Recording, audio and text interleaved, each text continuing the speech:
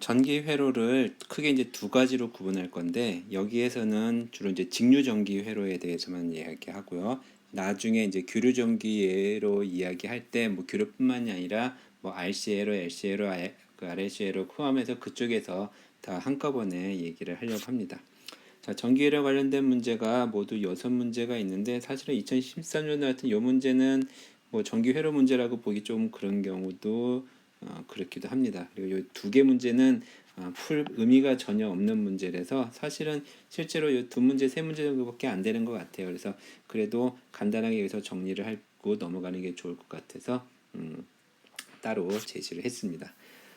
전류에 대한 얘기들, 전류密도에 대한 얘기들 그건 좀 알 필요가 있어서 얘기를 하려고 하는데 뭐 전류라고 하는 것은 우리가 그 단위 시간 동안에 얼마큼 많은 전하가 이동하느냐 그걸 나타내 주잖아요. 그래서 전류는 우리가 dt분의 dq로 정의를 하죠. 그래서 1A가 뭐 1초 동안에 몇 개요? 6.02 곱하기 10의 18승계인가 하여튼 간에 이동하는 그때의 그 전하의 흐름 그거는 우리는 이제 전류라고 정의를 하죠. 그런데 전류의 미시적인 모형에 대해서는 좀 잠깐 알 필요가 있을 것 같아요. 여기에서 여기 있는 그림과 같은 상황 속에서 이제 얘기를 해보면은 그 델타 x라는 길이가 있고 면적이 a입니다. 그럼 이 델타 x에다 a를 곱하면은 그게 바로 그 부피가 되겠죠. 여기에 그 전하량 q를 가진 게 그 유동 속도 vd의 속도로 움직이고 있다고 보면은 델타 t 시간 동안에 이동한 거리는 델타 t 시간 동안에 vd 그러니까 시간과 속력을 곱해주면 그게 바로 이동 거리니까 요 길이 델타 x가 속력 곱하기 시간 델타 t로 쓸 수가 있는 거죠. 자, 요가 그 우리가 알고 싶은 건 이제 전류를 알고 싶은데 전류는 단위 시간 동안에 이동한 전하의 양이니까 요 안에 들어있는 전하의 양을 한번 좀 계산해 보도록 합시다. 자, 델타 Q 여기는 델타 Q는 우리가 어떤 하나의 그 값을 정의를 하는데 이 n이라고 하는 이게 뭐냐면은 그 단위 부피당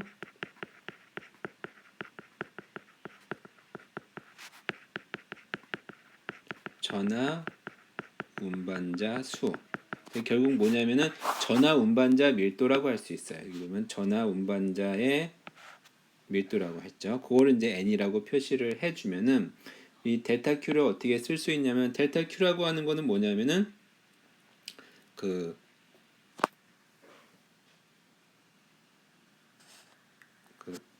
이 전하 운반자 개수 곱하기 전하 운반자 한 개가 가지고 있는 전하량 그러니까 전하 운반자당 전하량 이렇게 쓸 수가 있죠. 그럼 전하 운반자의 개수는 단위 부피당 전하 운반자의 수가 들어있으니까 요거는 n 곱하기 부피가 되면 됩니다. 그럼 여기다가 전하 운반자당 전하량을 해주면 되겠죠. 그래서 n에다가 부피는 아까 말한 것처럼 면적 a에다 길이 델타 x를 곱한 a 델타 x가 될 거고요. 그 다음에 요놈의 전하량이 얼마야? 하나가 전하량이 q죠. 그래서 전류는 델타 t분의 델타 q가 되고 이거는 n a 델타 x q의 델타 t입니다. 여기에서 요거는 우리가 속력이라고 쓸 수 있죠. 그래서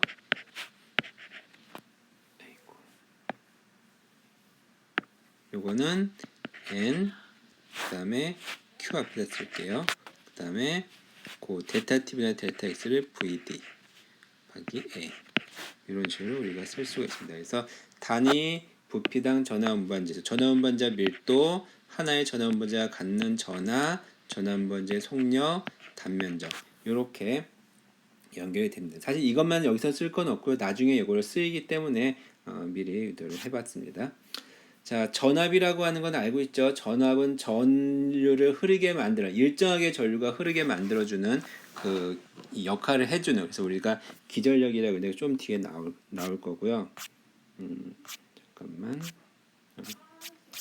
여기까지만 준비했었네.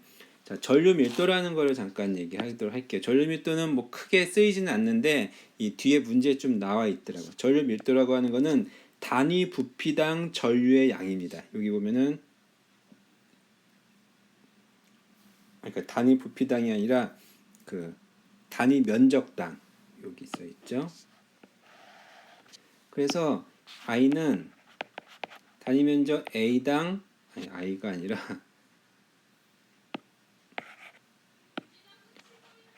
단위 면적당 왜 안 써지지?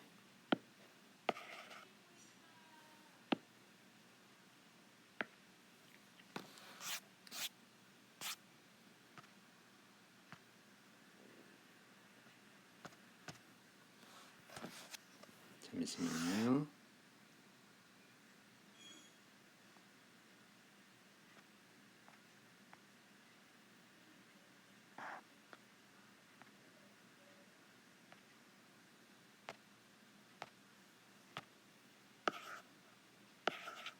됐네요.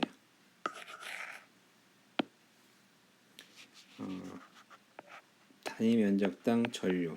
요거를 우리는 전류 밀도 J로 정의를 합니다.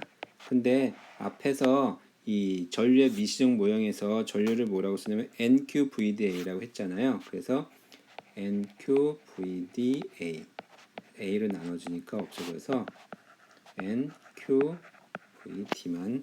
남습니다. 그래서 이 전류 밀도가 벡터니까 NQ는 스칼라잖아요. VD가 속도 성분을 가지고 있으니까 J 벡터 전류 밀도 벡터를 NQ V 유동 속도 벡터 이렇게 쓸 수도 있습니다. 자, 오메 법칙은 우리가 V는 IR로 알고 있는데 원래는 오메 법칙은 바로 이겁니다. 전류 밀도가 전기장하고 비례한다. 그리고 그때 비례하는 적까지 그러니까 전기장이 가해지면은 전류 밀도가 생긴다는 거예요. 그때 요 시그마를 우리는 뭐라고 부르냐? 그 전기 전도도라고 부릅니다. 그래서 사실은 이게 뭐라고 해야 되나 이 우리가 잘 알고 있는 이런 오메 법칙을 만들어준 요거를 따르는 것들이 모든 것이 그런 게 아니라 물질에 따라 다른 거예요. 그래서 여기 보면 옴성 물질이라고 얘기하고 있죠. 그래서 옴성 물질에서 이런 결과가 만들어진다라고 한 겁니다. 그래서 우리가 알고 있는 오메 법칙은 사실은 경험식이에요. 자, 그래서 그 저항을 이제 정의를 하려고 하는데 우리가 알고 있는 그 전류 밀도는 시그마 2 요거로부터 우리가 유도를 해 나갈 겁니다. 그래서 이렇게 여기 그림에 있는 상황에서 보면은 전기장이 이렇게 형성이 돼 있다라고 해주면 보통 양단의 전위차를 주잖아요. 그래서 양단의 델타 V 전위차를 주면은 우리가 V는 2 그다음에 거리를 L이라고 했으니까 L이라는 걸 알고 있죠. 그 다음에 아까 말했던 전류 밀도 J는 뭐였었냐면은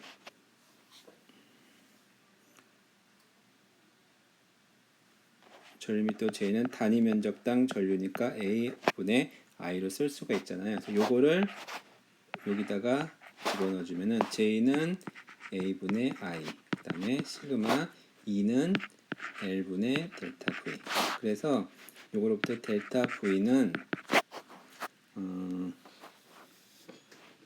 I를 옆에다 쓰고요.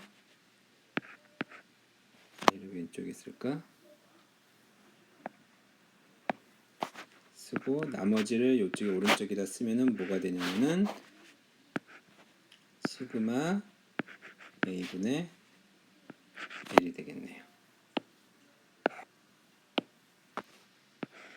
그래서 요거를 우리는 V는 IR 있죠. 그러니까 요게 저항입니다. 그래서 우리가 잘 알고 있는 저항은 시그마 A분의 L 다시 쓰면은 시그마 분의 1 곱하기 A분의 L입니다. 길이에 비례하고 면적에 반비례하고 잘 알고 있죠. 그때 비례상수가 시그마 분의 1인데 이 시그마 분의 1이라는 값을 쓰기도 하고 로로 써가지고 그때 이 시그마를 뭐라고 불렀냐면은 전기전도도였잖아요. 이거를 전기전도도라고 하면은 요 로는 시그마 분의 1에 해당되는 값이죠. 그래서 요거를 우리는 뭐라고 하냐면 비저항이라고 부릅니다. 자, 그 다음에 이제 전이차. 전이차라고 하는 거는 전류를 흐르게 만들어주는 능력에 해당되는 건데, 실제 이 전류가 흐르는 휠제 전지에서 그 측정을 해보면은 이 전이차가 측정되는 것이 아니라 그 전지 내 내부 저항 때문에 그 좀 작게 측정이 되거든요. 그거를 우리는 단자 전압이라고 얘기합니다. 그래서 그 단자 전압은 여기 네모 박스 쳐져 있는 거 요걸 보면요.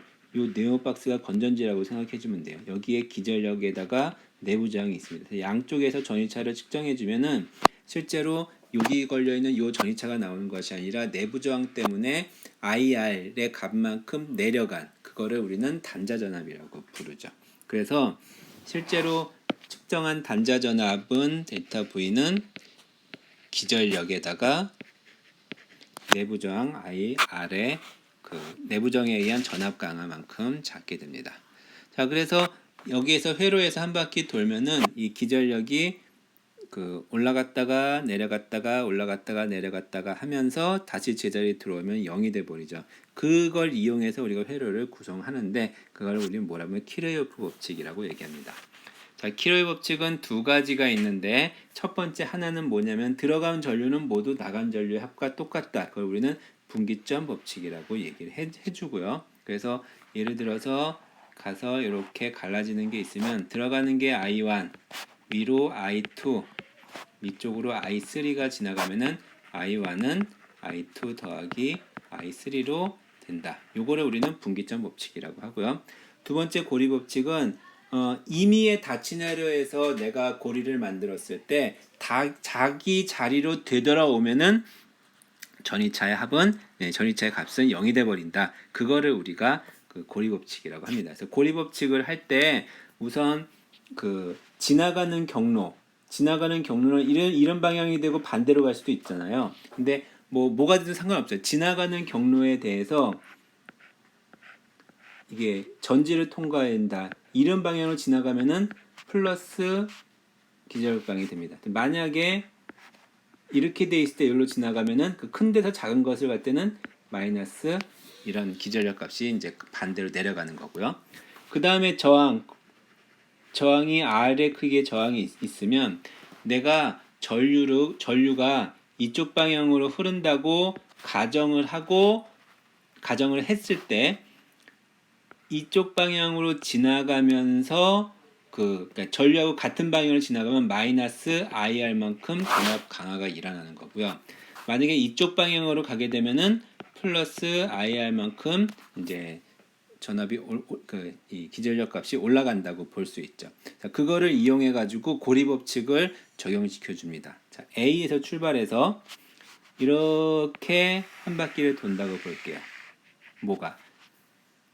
이게 한 바퀴를 돌릴 겁니다. 자, 전류는 어느 방향으로 흐르는지 잘 모르지만 이 시계 방향으로 I의 전류가 흐른다고 가정을 했어요. 나중에 그러니까 맨 처음에 회로를 보면요, 전류가 이렇게 흐를 것이다라고 가정을 처음에 해요. 실제로 그렇게 안 흐를 수도 있죠. 그렇게 반대로 흐르게 되면 결과값이 마이너스가 나올 겁니다. 한번 그렇게 해볼까요? 우리는 전류가 이렇게 흐른다고 가정을 해보겠습니다. 그러면 우선 시계 방향으로 고리를 따라 도는데 A에서 가다가 얘를 만났어. 어떻게 가요? 마이너스 올라갔죠. 그럼 플러스입니다. 플러스 6. 쭉 가다가 저항을 만났어요. 저항을 만났는데 전류가 어느 방향으로 흘러요? 일로 흐르죠. 전류를 거슬러 가면서 만날 때는 플러스라고 했죠. 그래서 플러스 8I. 여기서 8은 저항의 크기고 I는 전류니까 전류 곱하기 저항이 그 전이차였으니까요. 다음에 여기로 와서 이렇게 지나갈 때 플러스에서 마이너스니까 이번엔 내려가야죠. 빼기 12 돌아가면서 이 전류가 어느 방향이에요? 전류가 이쪽 방향이잖아. 전류를 거슬러 가니까 또 플러스 10i 이꼴 0.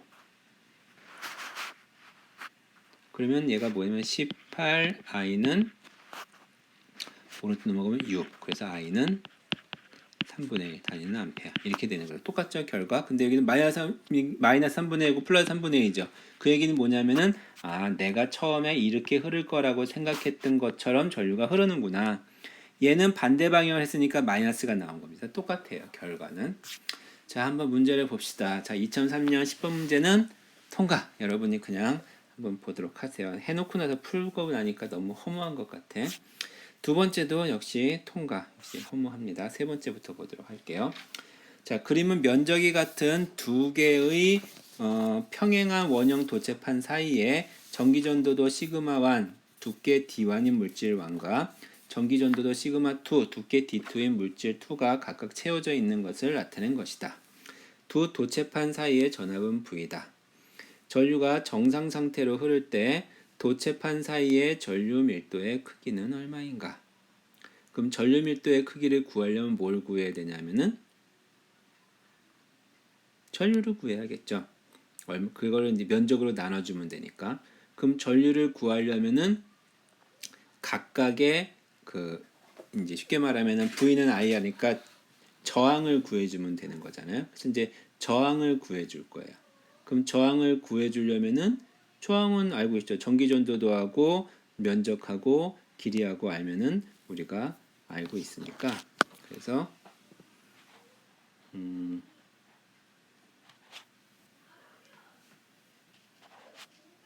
얘는 저항 두 개가 요 저항과 요 저항 두 개가 직렬로 연결된 거잖아요. 그래서 두 개의 저항을 더해주면 되겠죠. 자, R은요 어떻게 썼냐면 아까 시그마 A분의 L이었잖아요. 자, 요거를 이용해주면은 요 위쪽을 저항을 R1, 이쪽을 R2라고 해주면 R1은 시그마 1 A분의 D1, R2는 시그마 2 A분의 D2. 그래서 전체 저항 R은 시그마 1 D1 더하기 시그마 2 D2 A분의 1 이렇게 되겠죠. 자, 그러면 통분시킬까요?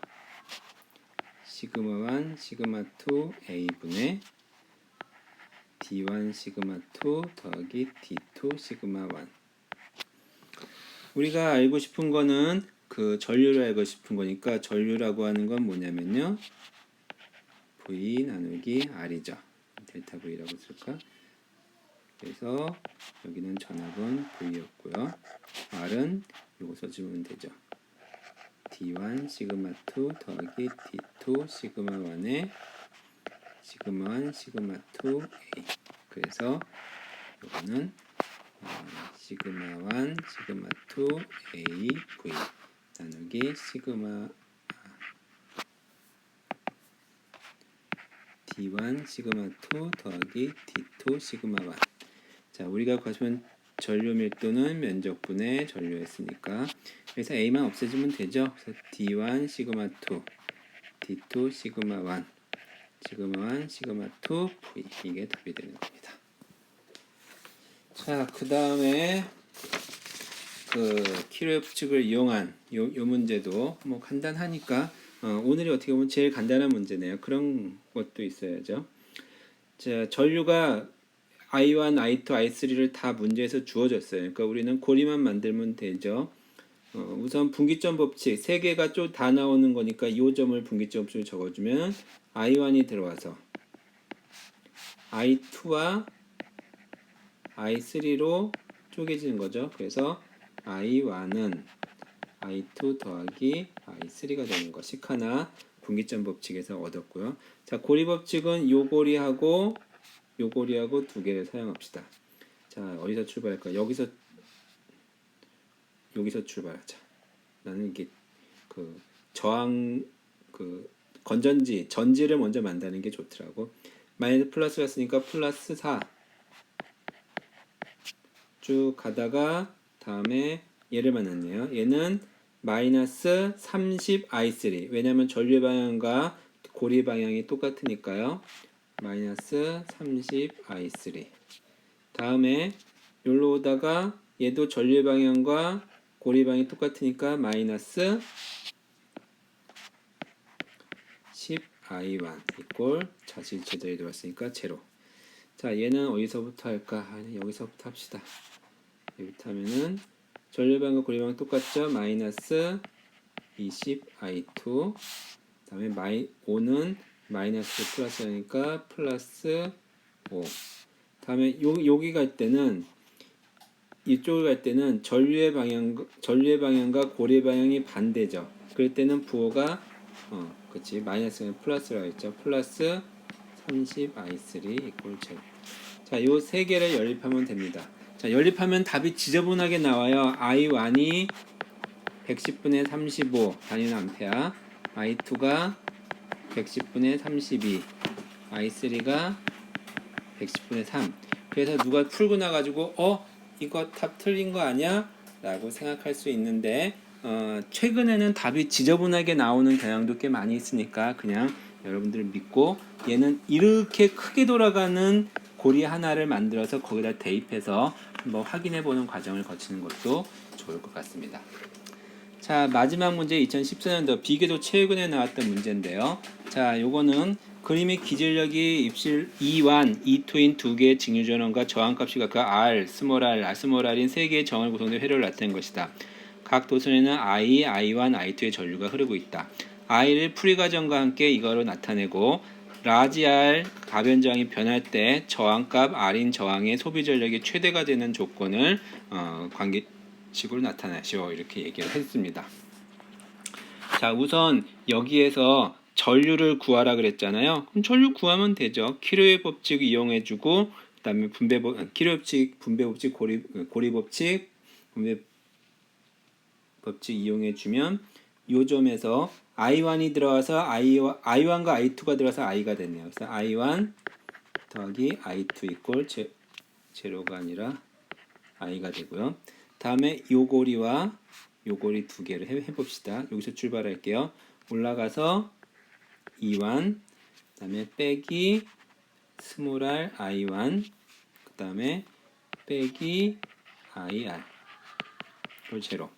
자, 두 번째 고리 여기서부터 출발하겠습니다. 일로 가면 전류 방향과 반대 방향이죠. 그러니까 플러스 I2R.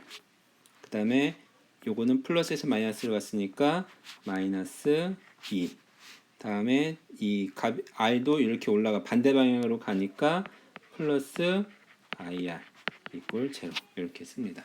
자, 그래서 요 세 개를 연립을 해주면 I는 뭐가 나오냐면은 I 더하기 2R분의 E1 더하기 E2 요거 E2요. 이런 결과가 나오는 거를 알 수가 있습니다. 해보세요. 요거는 간단하니까. 자, 그 다음에 저항 R인 저항의 R 저항의 소비 전력.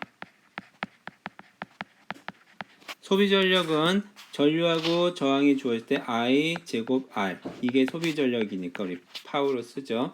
소비 전력이니까 그대로 써보죠. I 제곱 I 더하기 2R분의 E1 더하기 E2 여기다 R을 곱해주면 되죠. 이것이 최대가 되는 뭐가 변할 때? R이 변할 때. R이 변할 때 최대가 된다라고 하는 거는 얘는 어떤 경우냐면 dP dR 라지 R이네요. R이 제로가 되겠죠. 물론 그 전과 후 그 전에는 이제 그 0보다 작을 거고 0보다 클 거고 그 다음에 오른쪽에서 0보다 작아서 위로 볼록한 그 값을 형성된다는 거는 뭐 확인하지 않아도 당연히 그러니까 문제를 냈겠지만 확인을 해보는 것도 좋을 것 같아요. 자, 그래서 요거를 미분해 가지고 0을 만들어 주면 어떻게 되냐면은 미분할까요? 앞에 거 미분하면은 이제 요거 밑에 마이너스 1승이니까 어떻게 해줘야 돼?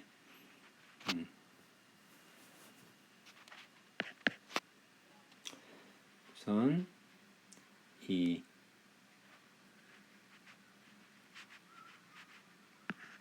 E1 더하기 E2에 I 더하기 2R의 제곱 마이너스 1승을 미분한 거니까 마이너스 해주고 또 미분하니까 앞에 2가 들어가겠네요.